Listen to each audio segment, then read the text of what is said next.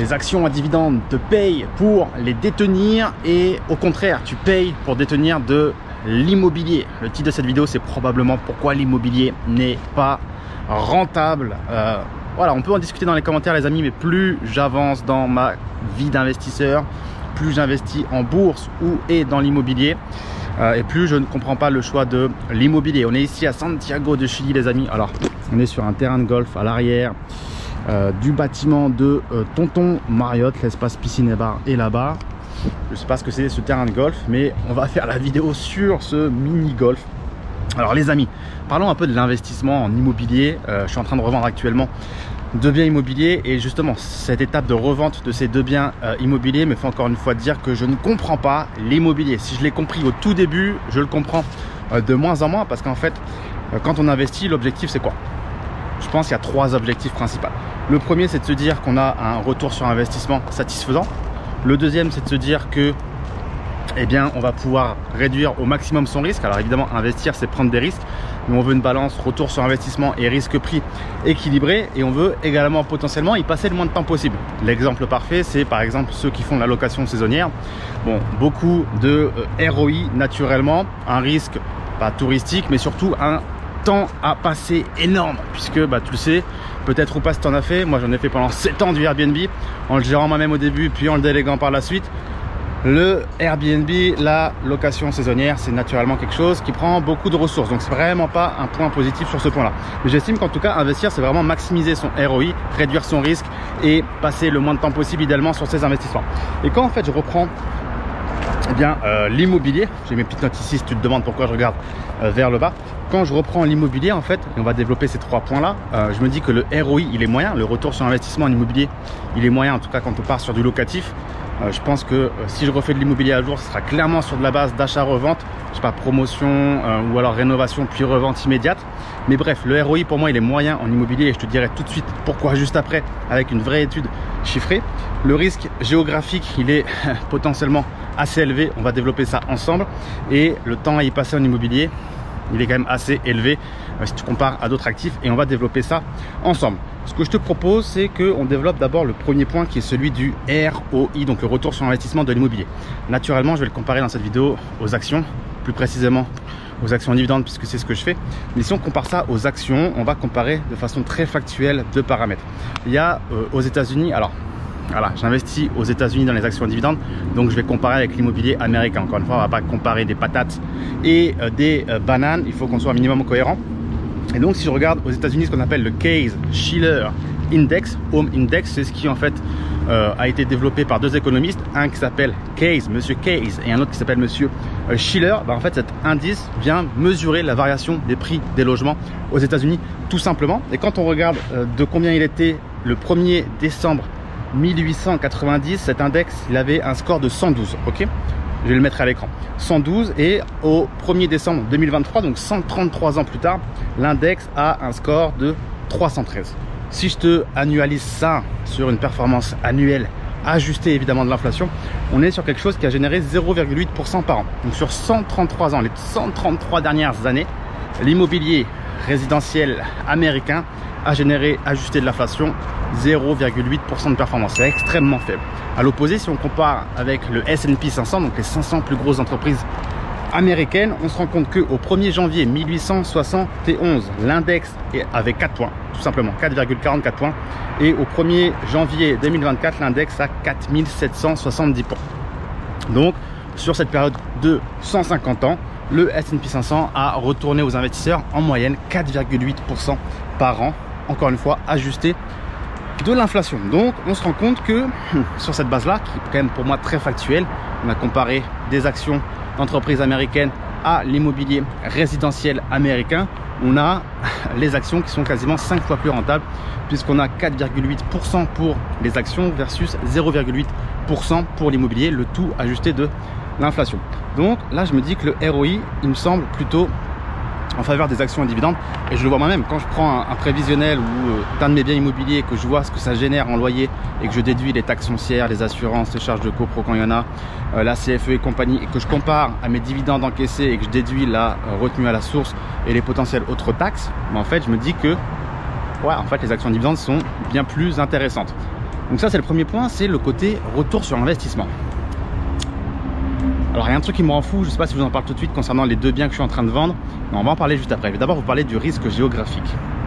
Le risque géographique, c'est en fait de se rendre compte que c'est peut-être ton cas, et c'est le cas de beaucoup d'investisseurs en France, c'est que naturellement vous investissez dans les villes que vous connaissez, donc probablement là où vous êtes né, où vous avez grandi, ou là où vous vivez actuellement. Ça a été mon cas, j'ai grandi en Champagne, j'ai investi autour de chez moi, principalement à Reims, un peu dans le nord de la France, mais globalement c'est autour de chez moi parce que c'est le marché que je connais naturellement le plus et le mieux, puisque si pendant étudiant j'ai arpenté les rues de ma ville, c'est beaucoup plus facile pour moi ensuite d'aller investir dans cette ville-là que je connais par cœur.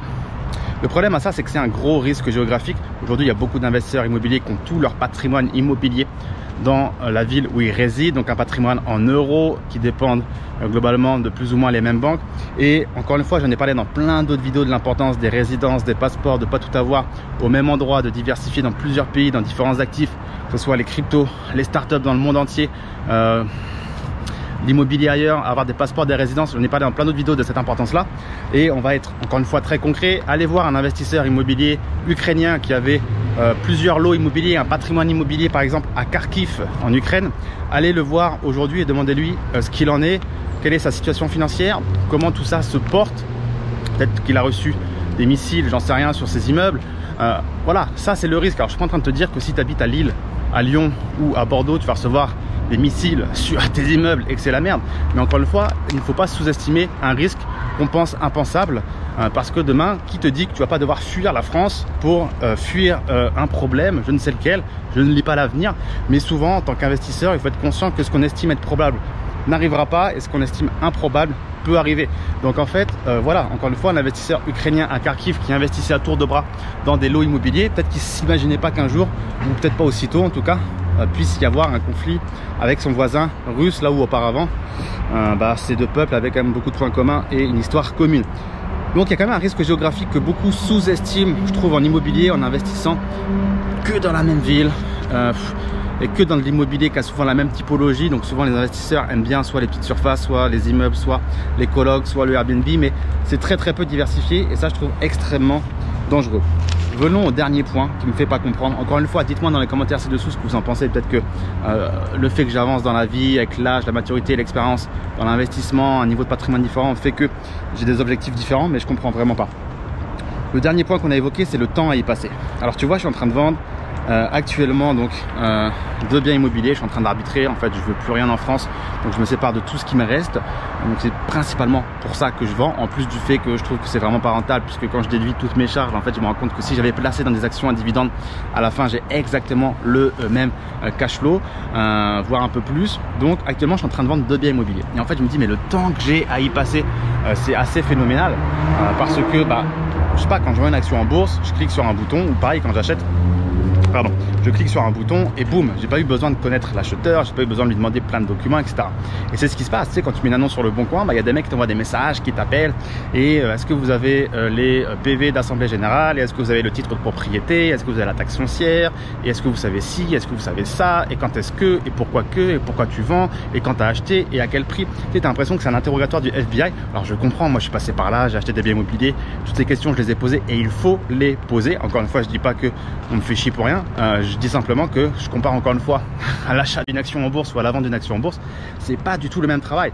Après les mecs vont lui envoyer par email des photos en plus, des documents, des scans, bref, c'est une galère sans nom, sans parler du fait que une fois que tu achètes un bien immobilier, tu as tout un tas de trucs à faire, tu dois aller voir ton assureur, tu dois l'assurer ce bien là, ton action en bourse, pas besoin de l'assurer, ça te coûte cher. Enfin, ça on va en parler juste après, mais en fait je me dis que c'est un temps fou entre le moment où tu achètes un bien immobilier et le moment où tu l'exploites, plus toutes les charges que tu as en face.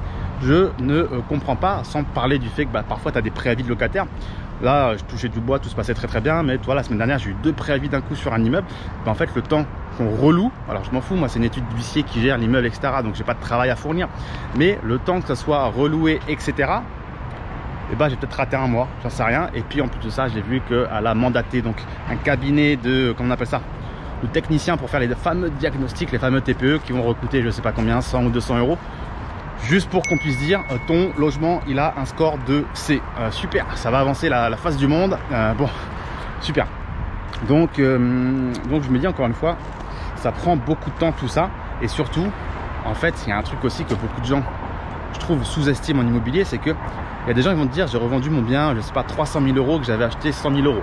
Donc là, dans la tête des gens, c'est waouh, bonne affaire, 200 000 euros de plus-value. Bah, sur le papier, oui, et en brut, oui, tu as acheté à 100 000, tu as revendu à 300 000, tu as 200 000 euros brut de plus-value. Mais les gens, ils sous-estiment, je trouve, le coût d'entretien d'un bien immobilier parce que en fait ta plus-value, si tu déduis tout ce que tu as dû entretenir, je sais pas si ça a été ne serait-ce que des choses minimes, je sais pas, changer un chiotte ou alors des choses plus grosses comme un ravalement de façade ou un changement de toiture, bah à la fin ça fait plus du tout la même plus-value. Et si tu intègres à tout ça encore une fois tes intérêts, les frais de notaire, l'assurance MAF chez qui tu as dû aller pour souscrire, ta taxe foncière, les frais de copro, l'entretien du bien, etc., etc., à la fin en fait il y a des plus-values où tu n'as pas forcément réellement gagné de l'argent parce que tu as eu tous ces frais à assurer peut-être pendant 10 ou 15 ans ou 20 ans de la détention de ton bien, là où pendant ta durée de détention d'une action en bourse, tu as littéralement zéro frais. Je veux dire, alors sauf si tu as des trackers en bourse, là en effet tu as des frais annuels chaque année, mais sur une détention en direct d'action, si tu l'achètes aujourd'hui et que tu la revends dans 20 ans, que tu l'as acheté aujourd'hui à 10 $ et que tu la revends dans 20 ans à 100 $, ta plus-value de 90 $, elle est réelle, effective pendant toute la durée de détention de ton action. Il n'y a eu aucun frais, il n'y a pas eu de taxe foncière, il n'y a pas eu de charge de copro, il n'y a pas eu d'intérêt à payer ou que sais-je. Donc c'est pour ça qu'on dit que les actions à dividendes te payent pour les détenir, mais que tu payes pour détenir de l'immobilier. Détenir de l'immobilier, il faut payer tous les ans ton état, une taxe foncière, il faut payer potentiellement une banque si tu as un crédit sur le dos, il faut payer des charges d'entretien, bref. Je comprends pas, plus ça va et plus je me dis qu'en fait l'immobilier, je vois pas l'intérêt. Tu as un risque géographique, tu as un rendement qui est moins intéressant que la bourse et ça te prend grosso merdo beaucoup de temps. Pour une vente, un achat, un entretien, tout ce qu'il faut faire, je ne comprends pas. Donc bon, la conclusion elle est quand même très simple, c'est que via les deux actifs on peut s'enrichir sérieusement, que ce soit l'immobilier ou la bourse. Il y a plein de façons de s'enrichir en immobilier, que ce soit l'achat-revente, l'exploitation, la promotion du marchand de biens, bref, etc. Je te la fais pas. Il y a plein de façons de gagner de l'argent en bourse et de s'enrichir, que ce soit les actions en dividendes. Pour d'autres, il y a du trading, même si voilà, je suis pas du tout fan. Ça va être pour d'autres, je sais pas, les options, d'autres les actions de croissance, etc., etc. Il y a moyen de faire fortune sur les deux. Alors encore une fois, je le sais très bien, hein, l'argument de l'immobilier, c'est simplement le levier. Quand tu n'as pas d'argent, eh bien c'est toujours mieux de faire ça avec du levier bancaire que de ne rien faire. Mais encore une fois, le levier, ça peut scaler. Oui, on est d'accord, mais c'est dans les deux sens. Le levier, tout est beau quand c'est positif, mais le levier, c'est un peu moins beau quand ça va pas très bien, comme en 2008 lors de la crise financière. Alors encore une fois, c'est un schéma très américain, mais on a quand même eu beaucoup de répercussions dans le monde entier, en Europe et en France, sur ce qui s'est passé aux États-Unis sur le levier bancaire et toutes les merdes qu'on peut parfois créer en tant qu'être humain sur les produits financiers. Bref, là c'est un autre sujet, je m'écarte un peu. Mais voilà les amis, dites-moi dans les commentaires ci-dessous ce que vous en pensez. En tout cas, ça m'intéresse grandement. Je sais que j'arrive à un niveau de patrimoine qui fait que j'ai plus forcément la même patience pour investir dans l'immobilier et récolter y passer on va dire beaucoup de temps pour récolter pas forcément beaucoup d'argent. Donc je pense que c'est principalement ça, mais quand même mes convictions se confirment et s'affirment sur le fait que la bourse, ça reste pour moi beaucoup plus rentable.